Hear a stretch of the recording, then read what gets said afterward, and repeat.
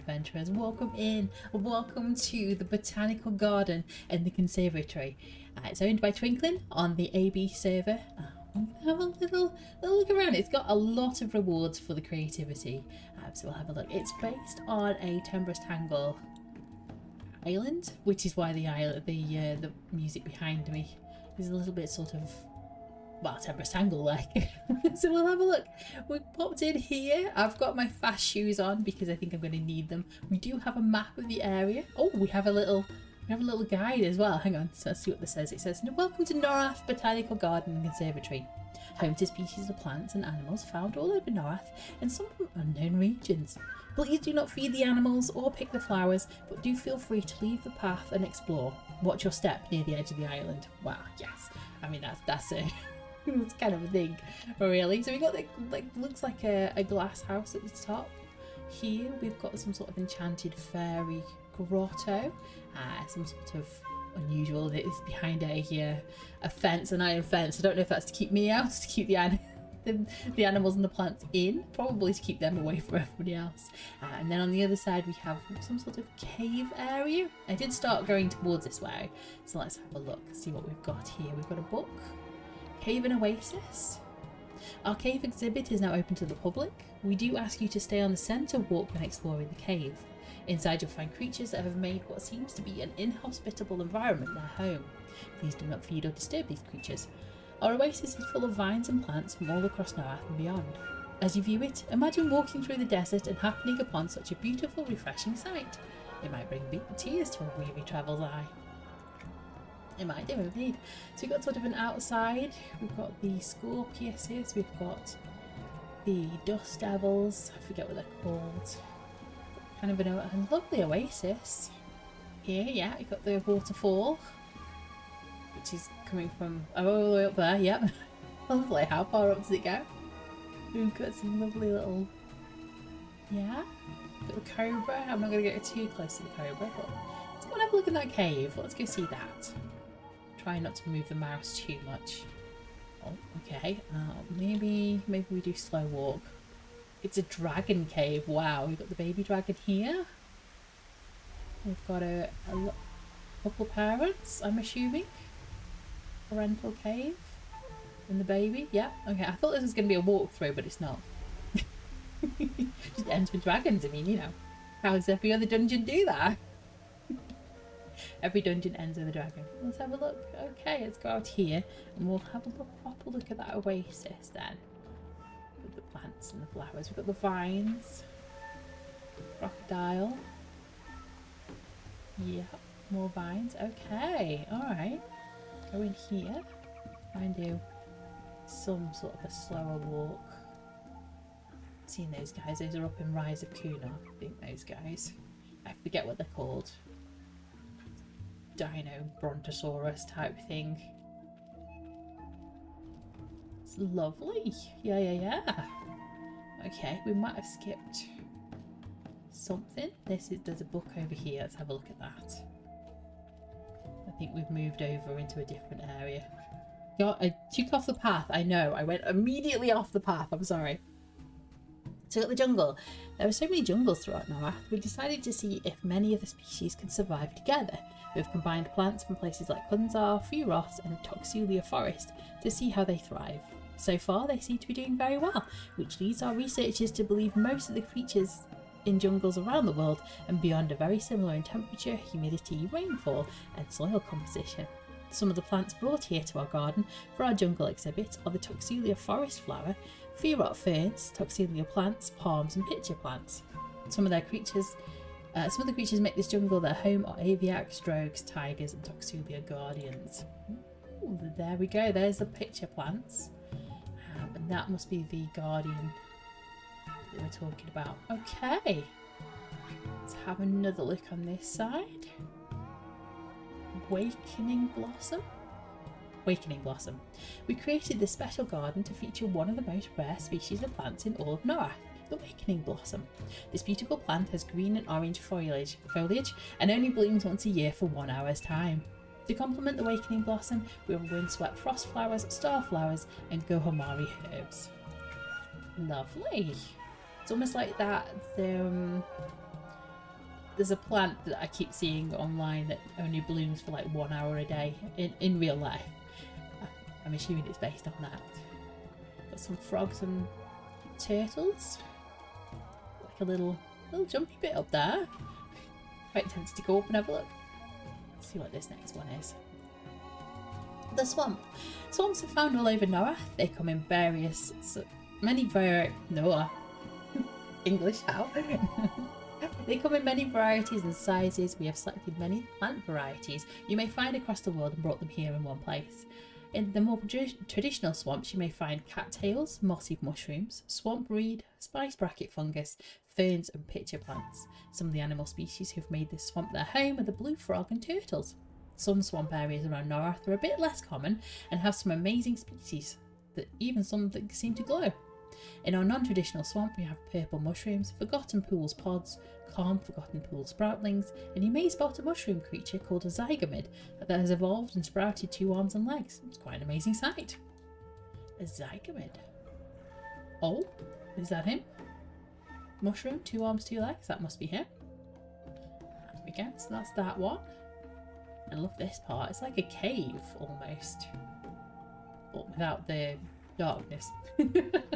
Without the cave bit. Oh, we've got some more trees and deer, I think. Oh, Antonica. Antonican forest. Antonica has many wooded areas where travellers the world over go to hunt and gather. Here we have a replica druid ring similar to the one found in Antonica. Pine and flowering trees are very common to Antonican forests. Deer are something you find in abundance as well. And knolls. There's lots of knolls in Antonica. There we go. Are we missing anything on this side? Probably the entrance to the conservatory. Can you get in? Oh, yep. Have a look in here. This is the glass house that we're looking at. Oh, it's lovely. Oh, yeah. Oh, I like it. Bit more. Oh, there's like a butterfly bit. Oh, I missed a thing. The Twinkle Star Butterfly Pavilion. Donated by the architect of the garden, Twinklin Star. Inside you will find many species of butterflies and other winged creatures. Please keep the door closed. And check your clothing for hitchhikers before you leave. Thank you. The doors were open when I got here. You all saw that, right? Like the doors are open. Like it's not my fault. I promise. Not me that opened it. Oh yeah, it's got like fairies in here and sprites and things. As well as butterflies and the fey dragons. Oh, beautiful. I feel like I'm in an actual tropical house. This is wonderful. Okay. Go around to the next bit. There's another sign here. What's this one? Floral design and botanical research. This is where our floral designers and landscape architects design and create beautiful arrangements and plan the many exhibits around the gardens.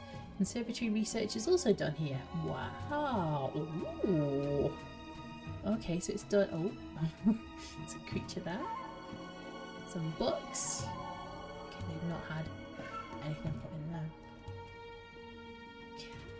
Yeah. And then they go, oh wow, okay. So that's a look of the conservatory. I'm going to pop over the bridge and pop back to where we were down here. And we're back in the Antonica place. We'll get back on the road. Lovely. Oh, I can see the mushrooms. What's this one? This one is Neck Forest. Many travellers have ventured through the forest known as Nectalos. Many do not live to tell the tale. It has many creatures and plant species that are not exactly friendly. Some native plants have been found to drain your soul when you're near them. We have chosen not to feature such evil in our garden. We've brought some of the more common and not so dangerous species of plants here in our version of Neck Forest. Pine trees of many shapes and sizes are very common in Nectalos. It's also home to many types of mushrooms. Oh, amazing. Okay, so there's the pine trees. And we have like a mushroom here. I think it's a mushroom. There's a mushroom. There's like a fog on the ground. It's very spooky. Very sort of neck-like. I love it. reminds me of the forest completely. This must be Phaedra? Perhaps. If I was to guess. The Phaedra garden, there we go. This area of the garden is inspired by Phaedark. Things in Phaedark seem to grow larger than anywhere on Earth. Mushrooms grow wider, trees taller, blossoms bigger. Our researchers are trying to discover the secret to their miraculous size. I bet it's fairy dust. We've imported some of the tree stumps from the greater Phaedark in order to show just how big the trees there truly get. We of course are unable to get trees to grow that large here, as we lack whatever magic that Phaedark has to cause such enormous growth. We've also brought some of the huge mushrooms to our gardens, which seem to be thriving, and give our researchers hope that we may find the magical secret to giant plant life. Also in the garden, we find several species of vines native to Phaedark, the trumpet flower vine and wild honeysuckle, to name a couple. You may notice some friends have made a home in one of our giant tree stumps. Please take care not to disturb them as you explore the garden. So who's found a home? Giant tree stumps? There's no... Oh, hi! So you said there's no one in here, and immediately found somebody. There's another giant tree stump over here as well. Let's see who's in here. Anyone? Hello? Well, this would be a perfect little cozy little home. For sure, definitely. Okay. And then the final one is this sort of fiery rock one. Yeah, I can see why there's I think a ring around it. At the lava garden, please do not climb the fence. This exhibit is very dangerous. The lava garden houses many of our most dangerous plants and other creatures. The Aerolisi mantrap is a carnivorous plant that can survive in almost any environment due to its absorbing water out of its living prey. Ooh. The flame flower needs heat to survive. It thrives in rocky lava pools like these and can go months without a single drop of water. Lava blossoms are bright, beautiful species that seem to grow right out of a rock surface.